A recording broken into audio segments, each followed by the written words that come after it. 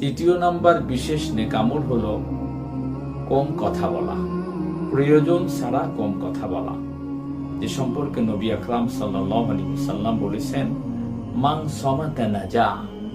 আল্লাহ রাসূল বলেছেন চুপ থাকে যে নাজাত পায় সে। অর্থাৎ চুপ থাকা বলতে যেখানে কথা বলার প্রয়োজন সেখানে কথা বলা, যেখানে কথা বলার প্রয়োজন নাই সেখানে চুপ থাকা।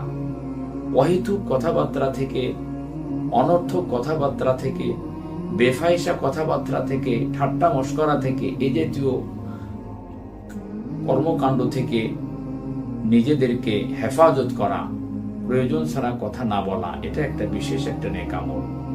কেননা আমার আপনার জবানের দ্বারা দৈনন্দিন জীবনে অসংখ্য ধরনের খারাপ কথা বের হয়, যেটার দ্বারা বড় বড় গুনাহ হয়ে যায়।